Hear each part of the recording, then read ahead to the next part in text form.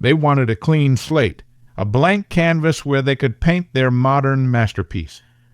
Little did they know, they were erasing the very foundation the entire structure stood upon. That's what I thought, sitting there, staring at the gleaming, sterile walls of what used to be my office.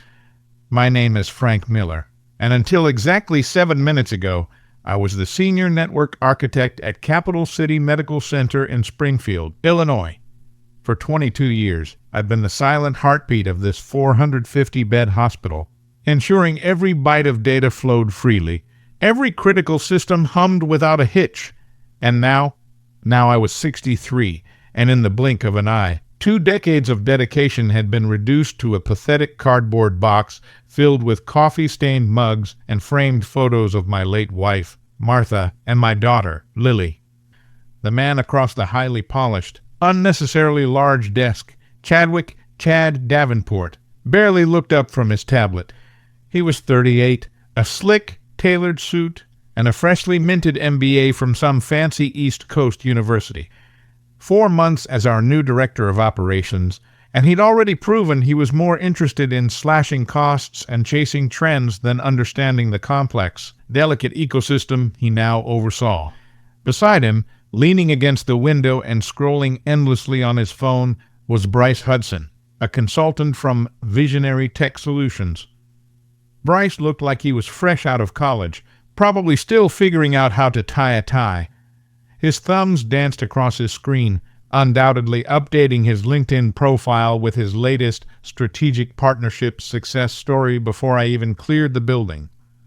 We're transitioning to a fully cloud-integrated infrastructure. Frank, Chad announced, his voice devoid of emotion, as if he were reading from a corporate memo. Visionary Tech Solutions will be overseeing the transition. We've prepared a severance package, 3 months' salary, standard non-disclosure agreement. I simply nodded, the weight of my ID badge pressing against my chest like a physical ache. 22 years. Not a single critical system failure on my watch. Not during the massive cyber attack of 2019 that crippled other hospitals. Not during the city-wide power outage of 2021 when our generators kept everything running. Not even during the tight budget years when I practically ran the department single-handedly, pulling 70-hour weeks. Security will escort you to collect your personal items, Chad continued, pushing a manila folder across the desk. We'll need your access card and all credentials. I unclipped my badge, the plastic cool against my fingertips, and placed it gently on the desk. The master passwords are on the secure server, I said, my voice surprisingly steady. All properly documented and encrypted. For the first time, a faint, almost imperceptible smile touched Chad's lips. Excellent, Frank. I'm glad you're being reasonable. Change is difficult, but necessary. I glanced at Bryce, who finally looked up from his phone, his eyes briefly meeting mine before darting to the empty chair I was about to vacate. He hadn't asked me one single question about our systems during his 3-week assessment. Not one. Is there something else? Chad prompted, his voice hinting at impatience. I should have told him about the custom-built redundancy protocols I'd implemented. I should have explained the intricate integration between the antique yet perfectly functional laboratory system and the cutting-edge electronic health records. I should have warned him about the specialized data recovery procedures I'd designed from scratch. Instead, I simply said, "No, nothing else." I walked out of that office, the heavy door closing behind me with a soft thud that echoed like a final declaration. The security guard, a young man named Kevin who usually greeted me with a friendly nod, walked stiffly beside me. We passed Nurse Anya at the oncology desk, who had often helped troubleshoot minor glitches at 2am. We walked past the emergency room entrance, where I'd once spent 36 hours straight getting a new patient tracking system online during a flu epidemic. 22 years of quiet, dependable service dismissed in a single, callous meeting. In the parking lot, I slid into my old, reliable pickup truck, placing my box of meager belongings on the passenger seat. I didn't look back at the looming brick edifice that had been my second home. They didn't want my experience, They wanted my absence. It would be exactly 7 days, I figured, before they realized the colossal mistake they'd made. I had joined Capital City Medical Center right after my 41st birthday, a mid-career shift from corporate tech to healthcare. It wasn't exactly my dream, but Martha's medical bills were piling up, and the hospital offered stability and comprehensive insurance. So I took the leap, learning the complex world of medical systems from the ground up. Those early years, I worked under Dr. Ezra Dawson, the former director. He was a visionary in his own right, but he understood the practicalities. Fancy bells and whistles don't save lives, Frank, he used to say. Reliability does. So I built reliable systems, redundant backups, fail-safes, manual overrides for every conceivable scenario. They weren't flashy, but they were bulletproof. I skipped family vacations when a critical prescribing platform needed an urgent upgrade. I missed Lily's high school graduation to handle an emergency server migration. Martha understood. "You're keeping people safe," she'd often say, before cancer took her from me 10 years ago. After that, the hospital became my life. The staff became my extended family. Nurse Anya, who always brought me hot coffee during late-night system updates. Dr. Ben Carter, the head of cardiology, who'd stop by with fresh donuts after I'd resolved a critical issue. Even Leo, the kindly janitor, who'd keep me company during those long, lonely overnight maintenance windows. Things began to unravel when Dr. Dawson retired last spring. The board, eager to appear forward-thinking, brought in Chad Davenport from a large, corporate healthcare conglomerate in Boston. His first move was to commission an efficiency audit. I saw the red flags immediately. Chad never attended the daily briefings. He never asked about our system architecture, just nodded impatiently during meetings, constantly checking his watch. Then came Bryce and his team of consultants, all in matching crisp polo shirts, spouting buzzwords like digital transformation, cloud optimization, and system synergy. I tried to explain our unique setup. Our patient records system interfaces with 19 different platforms, I told them, my voice calm despite my growing frustration. Some commercial, some custom-built. We've had to create specialized middleware to ensure seamless data flow. We've handled dozens of hospital migrations, Bryce interrupted, not even looking up from his laptop. It's all standard stuff. The warning signs kept flashing. Charts mapping our systems appeared on conference room walls, but they missed entire sections of our infrastructure. Questions about critical connections went unanswered. My detailed emails outlining security protocols received polite thank yous, but no follow-up. One Friday, I found contractors measuring my office. "Just planning the renovations," the contractor mumbled, avoiding my gaze. I went home that night and updated my resume. Something deep inside me told me to prepare, but a part of me simply couldn't believe they would remove the one person who understood how every single piece of that intricate puzzle fit together. I was wrong. They didn't just want a new system, they wanted a new narrative. One without the old guy who kept reminding them of the inherent risks. The true weight of it hit me 2 days after the firing. I was sitting in my living room, surrounded by dozens of online job listings and a half-eaten pizza box. My phone hadn't stopped buzzing with messages from hospital staff. "What's the backup process for surgical scheduling again?" texted David, one of my former IT team members. "Where's the configuration for the radiology interface?" asked Nicole, the database administrator. I didn't answer. My termination agreement was crystal clear. No unauthorized assistance. The realization wasn't satisfaction or even relief. It was a cold, heavy certainty. They had no idea what they had done. Our hospital systems weren't just software you could swap out like changing a light bulb. They were living, interconnected organisms I'd carefully cultivated for 22 years. Custom interfaces between incompatible vendor platforms. Clever workarounds for constantly evolving regulatory requirements. Manual processes where automation simply failed. I had documented everything. Of course, Hundreds of pages of technical specifications, configuration notes, emergency procedures, all meticulously filed on the secure server. But documentation couldn't replace understanding. It couldn't replace 2 decades of institutional knowledge. It couldn't replace me. My phone rang. Chad's number. I let it go to voicemail. Frank, we're having some integration issues with the pharmacy system. Just a quick question. Call me back.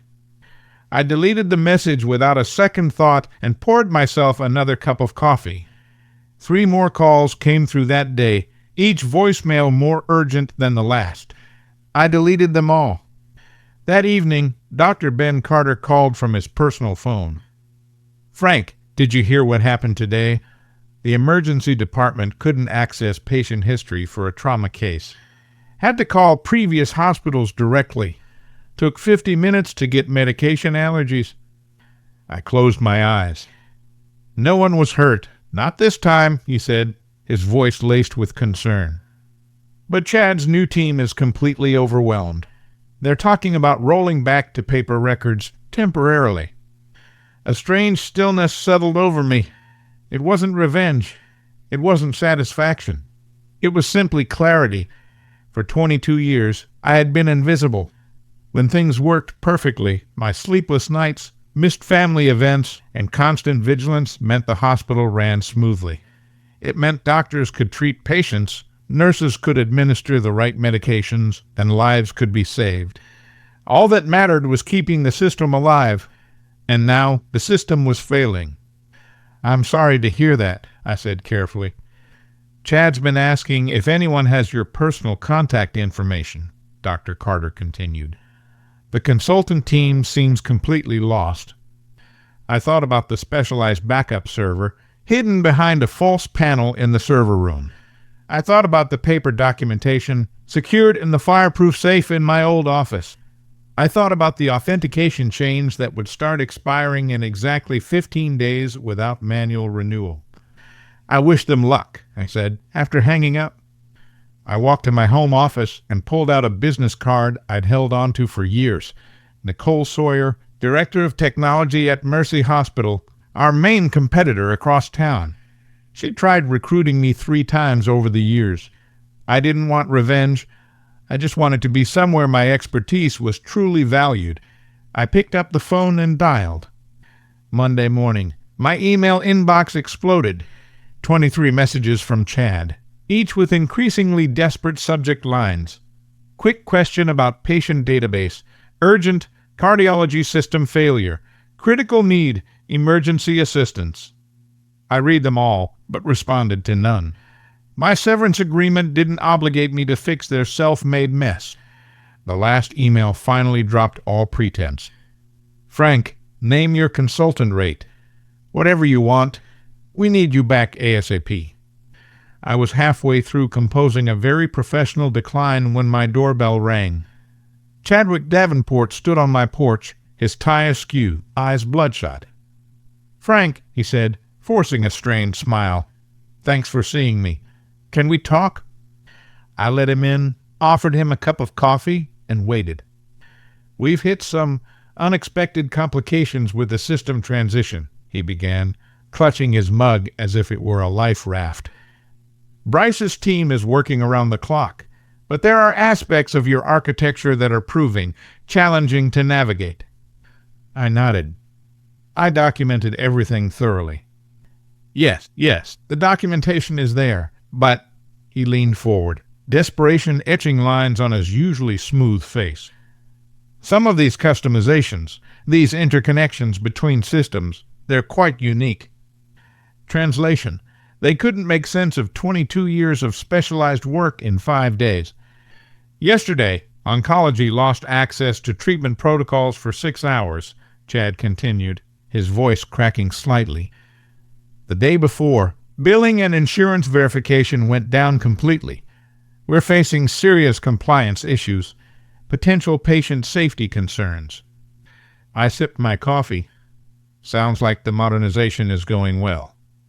His face tightened. Frank, I'm prepared to offer you a 6-month contract as an implementation consultant. Double your previous salary. We need you to help with the transition." The offer was almost insulting.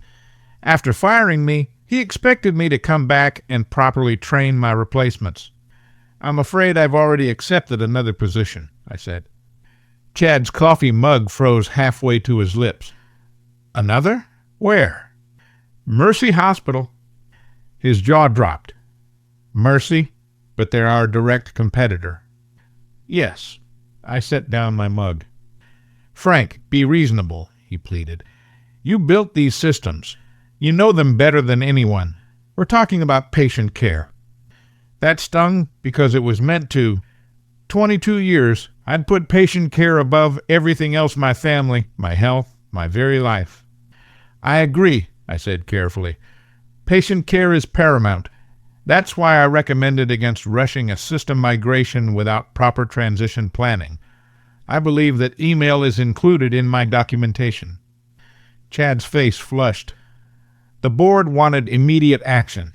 "Modernization is necessary for our long term." "I start at Mercy next Monday," I interrupted. "I wish you and your team the best of luck with your modernization efforts. Director Davenport." He stood up, desperation replaced by anger. "Your severance package includes a non-compete clause. You can't work for a competitor for 6 months." I smiled for the first time, a genuine smile that reached my eyes. "Actually, it doesn't. I had my lawyer review it before signing. There's a non-disclosure agreement, but no non-compete. I'm free to work wherever I choose." Chad's expression darkened. "This is about revenge, isn't it? Making us suffer because I let you go." I walked to the door and opened it. "This is about finding somewhere that values 22 years of expertise instead of dismissing it as outdated and inefficient. Good luck with your modernization, Director Davenport." After he left, I sat down and finished my coffee. I didn't feel triumphant or vindictive, just tired and a little sad. My phone buzzed with a text from Dr. Carter. "Administration in full panic mode. 3 departments down. Board emergency meeting called." I didn't reply, but I saved the message not as a trophy, but as a reminder of what happens when experience is treated as obsolete. By Thursday, the local news had picked up the story. "System failures plague Capital City Medical Center. Patient care affected." I watched from my living room as a reporter stood outside the hospital where I'd spent 22 years. Sources inside Capital City Medical Center confirmed that multiple departments have experienced technology failures following a recent leadership change, the reporter said. "The hospital has been forced to implement emergency paper protocols while experts work to restore critical systems." My phone rang. "Nicole Sawyer from Mercy." "Seeing the news about Capital City," she said. "You doing okay?"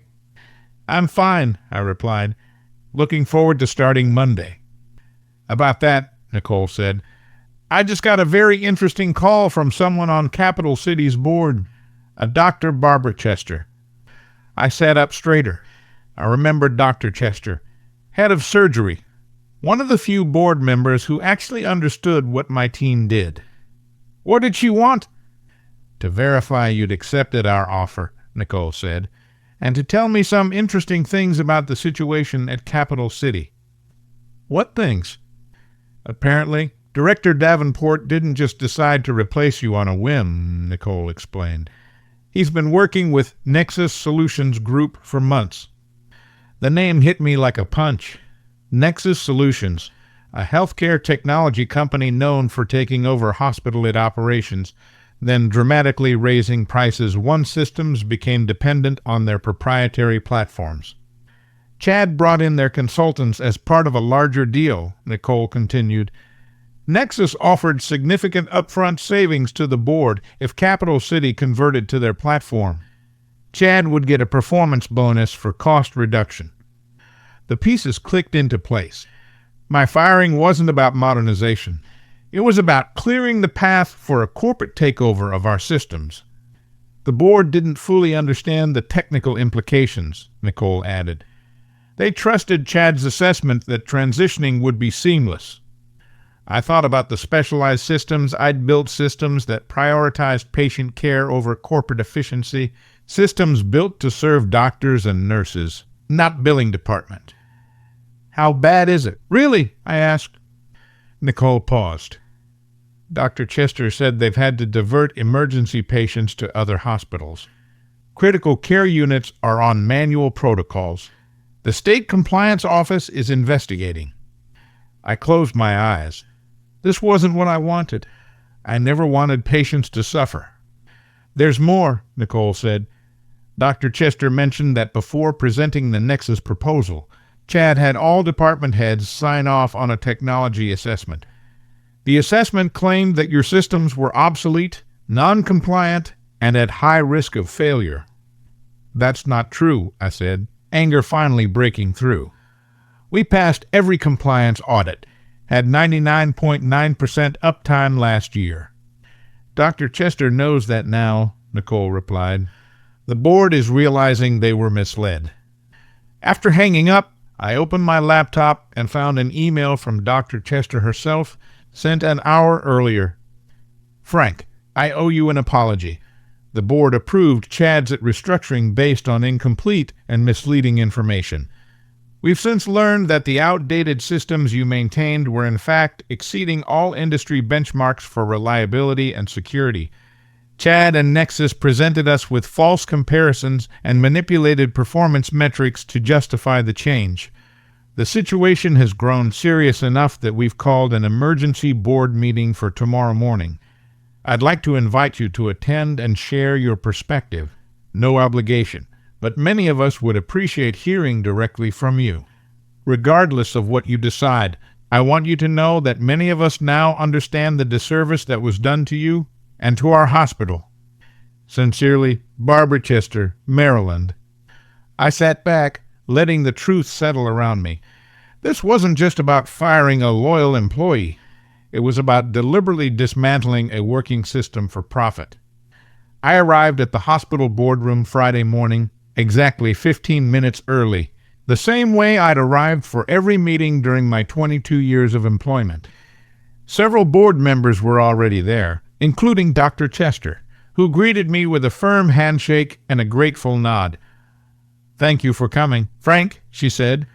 I wasn't sure you would. Neither was I admitted. The room filled quickly. Department heads, administrators, and doctors I'd worked with for years. Chad arrived last, stopping short when he saw me sitting at the table. The Nexus consultant, Bryce, trailed behind him, looking considerably less confident than the day I was fired. Dr. Chester called the meeting to order. We are here to address the ongoing system failures and to reassess our relationship with Nexus Solutions. She turned to me. Mr. Miller has graciously agreed to provide his assessment of the situation. All eyes turned to me. For 22 years, I'd worked quietly behind the scenes, solving problems without recognition. Now, I was center stage. The systems at Capital City were built over 22 years to meet specific needs, I began, my voice clear and steady. Every customization, every interface was created to solve a real problem faced by medical staff. These weren't outdated systems. They were specialized tools. I opened my laptop and connected it to the projector.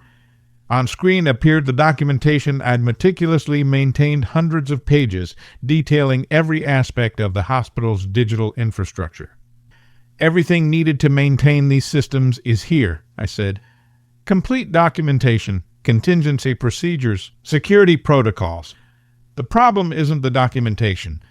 The problem is that Nexus's platform isn't compatible with the specialized systems this hospital relies on.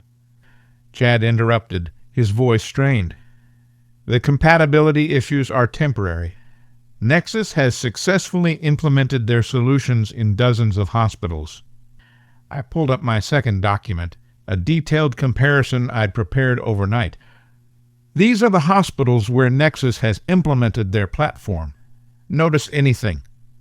Dr. Carter leaned forward. They're all new facilities or recent builds. Exactly, I said. Nexus works well in hospitals built from the ground up on their platform. But retrofitting their system onto established hospitals with legacy requirements, that's where they struggle. I turned to face Chad directly. Which Nexus knew before they came here? Their own technical specifications, which I've highlighted here, show the incompatibilities with our pharmacy and radiology systems. The board members exchanged bewildered glances. Dr. Chester turned to Chad. Did you know about these incompatibilities when you recommended Nexus? Chad's confidence visibly faltered. The assessment indicated that any transition challenges would be minimal. And the assessment you personally oversaw? I interrupted, pulling up an email I'd received from a former colleague. The same assessment where you directed staff to emphasize system vulnerabilities and minimize stability metrics. The room grew silent. I hadn't come for revenge, but I had come for the truth. The fact is, I continued, Capital City Medical Center can't function on Nexus's platform without sacrificing the specialized workflows that make this hospital exceptional, not without years of careful transition planning. Dr. Chester looked at her colleagues. I believe we've heard enough to make an informed decision. Chad stood up, desperation warring with a rising anger. You can't seriously be considering abandoning modernization based on the opinion of a disgruntled ex-employee. Dr. Carter spoke up, his voice firm. We've diverted 75 emergency patients in the past week. 4 surgeries were delayed. Medicine administration errors increased 15%. Those aren't opinions, Director Davenport. Those are facts. The board voted 20 minutes later. The Nexus contract would be terminated immediately. An emergency restoration plan would be implemented to return to the previous systems. As I packed up my laptop, Dr. Chester approached me. The board has another proposition for you, Frank, if you're willing to hear it. I glanced at Chad, standing defeated by the door. I'm listening, I said. 3 weeks later, I walked through the hospital's main entrance, a new ID badge clipped to my shirt. Frank Miller, Chief Technology Officer. The turnaround hadn't been easy. The Nexus team, in their haste to integrate their proprietary systems, had made significant changes before departing, some of which had corrupted key databases. My new team, a mix of former colleagues and fresh talent, had worked around the clock, restoring systems, rebuilding interfaces, and recovering data. Chad was gone, pursuing other opportunities, according to the official announcement. I hadn't asked for his removal, but I wasn't sorry to see him go. I stopped by the nurses' station in cardiology, where Nurse Anya broke into a wide smile. Systems are running smooth as silk again. Frank, she said, patient records loading in under 2 seconds. Good to hear, I replied. Any other issues? Not since you came back. Night and day difference. As I continued my rounds, Dr. Ben Carter fell in step beside me. We were heading to the board meeting. Quarterly technology review, he noted, a hint of amusement in his voice. First one with you at the big table, instead of standing in the corner with a slideshow. We entered the boardroom, where the hospital leadership was already gathering. Dr. Chester, now interim director, nodded to me. Mr. Miller, we're eager to hear your department's report. I connected my laptop to the projector. On screen appeared a simple dashboard showing system performance, uptime statistics, and comparison metrics from before and after the Nexus debacle. Recovery is complete, I stated. All systems restored with no data loss. We've implemented additional safeguards against similar disruptions in the future. Dr. Chester studied the metrics. And the modernization initiatives Director Davenport was so concerned about? I changed slides to show my 5-year technology roadmap, a careful, methodical plan for evolving our systems without compromising patient care. Real modernization, I said, doesn't replace what works. It builds on it. The board unanimously approved the plan. 6 months later, I sat on my back deck with a cup of coffee, watching the sunset. My phone buzzed with a text from Nicole Sawyer at Mercy Hospital. Heard Capital City received the Regional Excellence in Healthcare Technology Award. Congratulations, almost colleague. I smiled and typed back, Thanks. Sorry for the last-minute career change. No hard feelings, she replied. You were where you needed to be. She was right. I belonged at Capital City, though not in the same invisible role I'd occupied for 22 years. As CTO, I now had a voice in decisions that affected patient care. I had a seat at the table where I could defend the systems that truly mattered. The hospital had learned its lesson the hard way. Experience couldn't be replaced with buzzwords, and loyalty couldn't be discounted as outdated. I scrolled through my camera roll to a photo taken at last week's staff appreciation dinner. My team, standing together, a mix of veterans and newcomers, each bringing valuable perspectives. The plaque on the table, recognizing our department's contribution to patient care. In the 22 years before my firing, I'd never once been publicly acknowledged for keeping the hospital running. Now, my expertise was visible, respected, valued. I thought about Chad occasionally, wondering if he'd learned anything from the experience. Last I heard, he'd taken a position at a healthcare startup, promising revolutionary disruption of hospital administration. Some lessons are harder to learn than others. My new ID badge sat on the table beside me. I picked it up, running my thumb across the title, Chief Technology Officer. Not just the man who kept the lights on anymore, the man who helped guide the hospital's future. I hadn't wanted revenge. I'd wanted recognition not of my ego, but of the truth that experience matters, that some things can't be replaced or repackaged or disrupted without dire consequences. Sometimes the most innovative approach is simply respecting what already works.